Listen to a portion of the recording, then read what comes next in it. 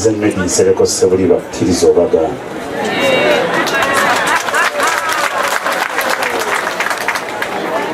Nzize wano okusiibula mukadde waffe Ssekandi Ssaalongo John. Omukama gwe yajjuludde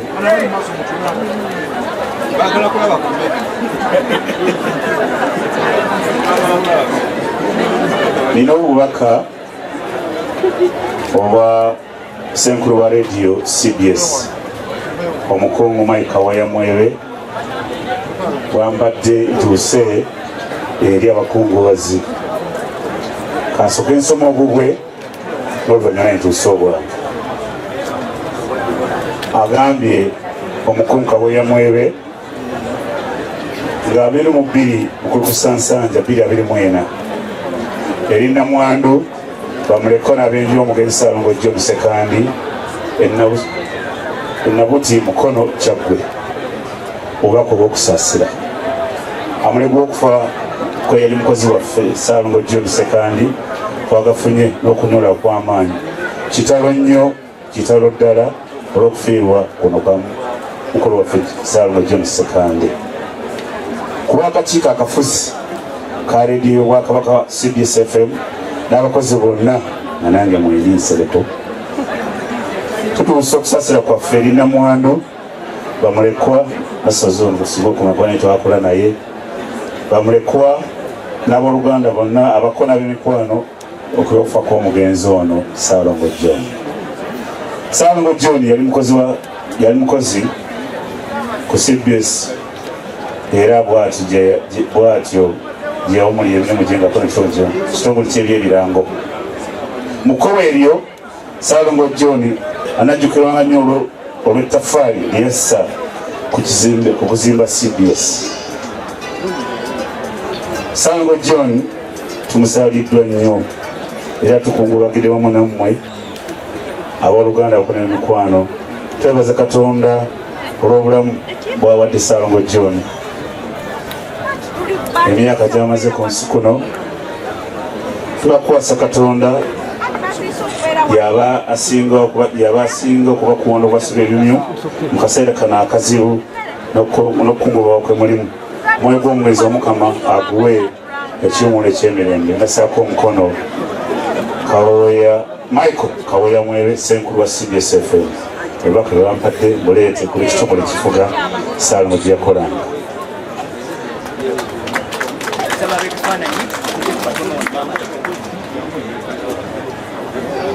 Nze nga Nsereko Ssaalongo John yajja 1996 ku CBS ng'ava ku leediyo Uganda. Baavaayo ne Male yali badde aliwo naye Ssaalongo ono n'Edith Lwamu ono tuli naye wano Edith aliwo. Abo baava eri ku leediyo Uganda batusanga ffe nga tuli ku CBS Nsereko Mulindwa Muwonge Katolu Bwama ne buli enjogerako bonna baafa okujja ku nze. Si kirungi ekyo musaana engalo ekyo. Ssaalongo bw'ajja natuula nze ne Muwonge naye Ssaalongo leediyo tulina ogira nga tujagaza abavubuka ku bbo Muwonge n'Ensereko ne Ssaalongo nze naye omuvubuka Nsereko kola ebireeta abavubuka okuza leediyo ya Beene.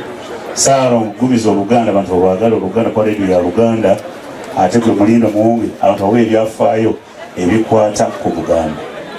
Ssaalongo yatukumaakuma ng'abavubuka twalina eddalu lingi twemanyi naye nga nti abe mukakkane ng'ayagala kintu eki sigala.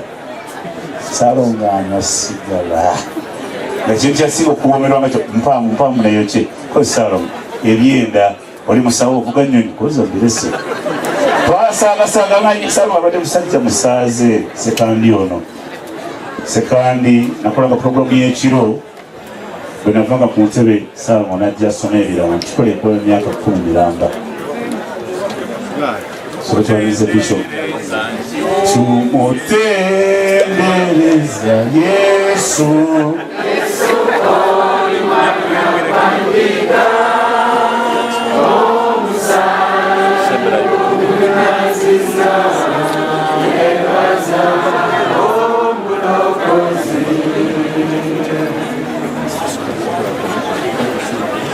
Ssaalongo ono yasomanga ebirango teri agenda kuda tukyamulemeddwa.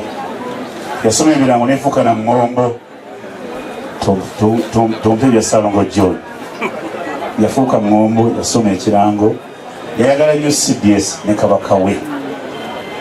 Yali musajja ngayagala nnyo kabaka we. Tetwali bavubuka bato kabaka tetukimanyi, naye ono Ssaalongo naga nti abaana bange nanyayo mugasigala awo mwe temwalaba kucwa, naye obwakabaka temwala kumuteesa. Obwakabaka lyekkubo lyokka. Sirina bingi abaguzi bangi, naye mukkirize tusituke tukubenga twebaza obulamu Ssaalongo Mukama bwamuwadde. Tusituke fenna tukubere engalo mu bbanga.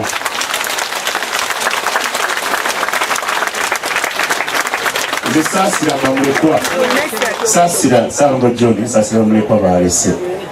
Ye byasomya ng'omuntu, Omukama amusaasire, n'abaana tubasaasidde nnyo. Ayi Ssaabasajja Kabaka awangaale. Nesazibwamu Mujoona ono Yusufu bali luno kaze ne bannaye Mujoona ono Kayongo yakola ne Ssaalongo John ng'akola birango. Oli Kagolo Joseph ono w'emukono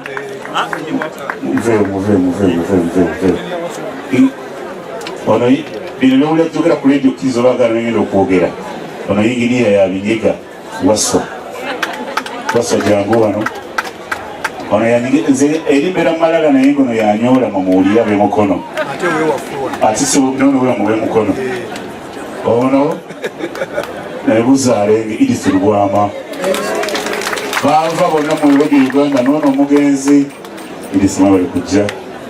Ono Enoka Mubiru naye ali mu kitongole kya bya birango. Wasibisa aliwo omulala aliwo jangu ono Enoka ono tukola ku CBS yettiimu gyenzija nayo okujja okwolekera munnaffe.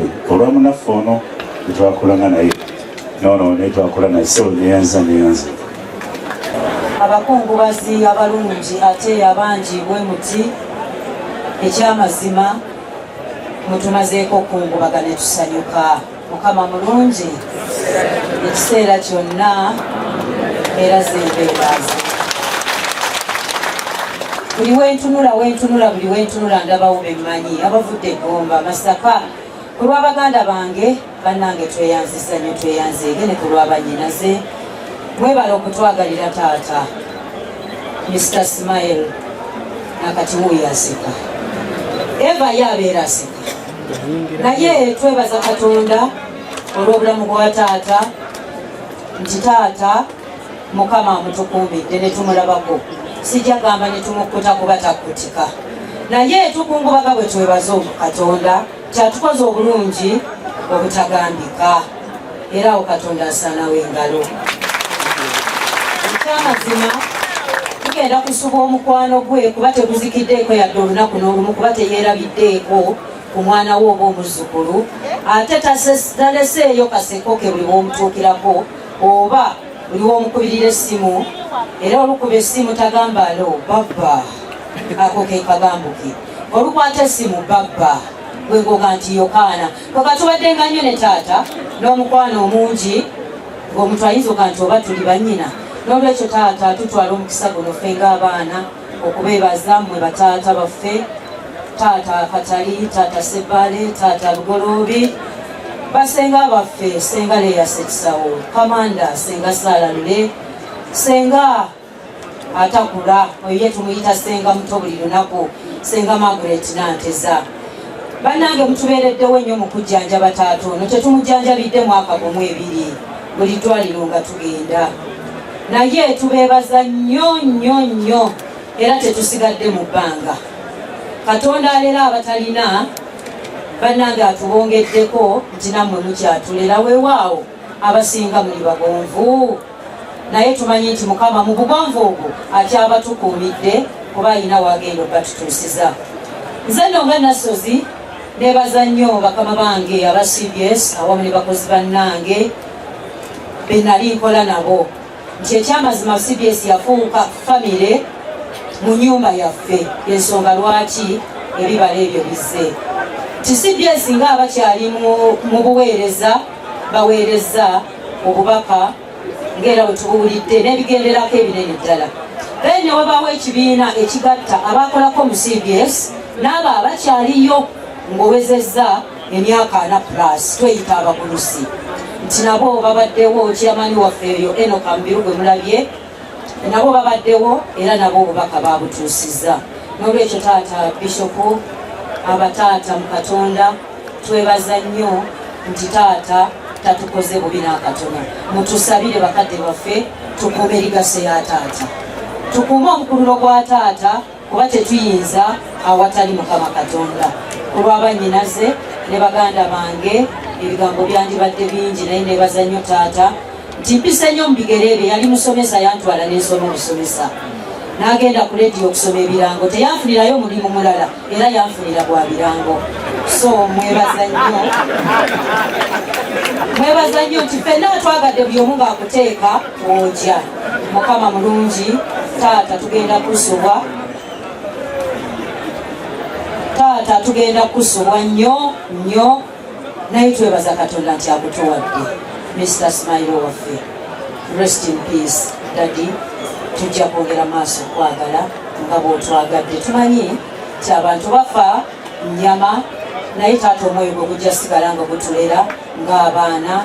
Bamaama mwebale nnyo, mwebalire ddala. Agundegunde ayibene. Are you a couple, family or group looking for a cool, serene atmosphere at the adequate venue for a day out for the best in entertainment and leisure? Kelly's Travelers Inn is here for you. Kelly's Travelers Inn is located at Kobiri in Nama Sub-County, Mukono District, 3 miles from the heart of Mukono along Mukono-Kayunga Road. Just 17 miles from Meta Golf Club and only 26 miles from Uganda Golf Club in Kampala. Kelly's Travelers Inn offers the best choice for revelers looking for undisturbed peace, quiet and rest. Get the rare opportunity to taste the feel of Uganda's traditional dishes, Orient, European and other delicacies prepared by the best chefs. Our accommodation rates are among the best in town and designed to suit our clients' purse with the prime objective of attraction for a second visit. We accept online bookings for accommodation, specially organized meals conforming to your choice of dishes, parties including birthdays, weddings, get-togethers, graduation and others. Don't hesitate to come and try our history-making hospitality, bed and breakfast, dinner, DSTV and free Wi-Fi, single and twin rooms meeting your preference. Kelly's Travelers Inn has a specially designed format to offer you a hideout in the city sensation and at the same time giving you comfort that ensures privacy away from the hustle and bustle of town.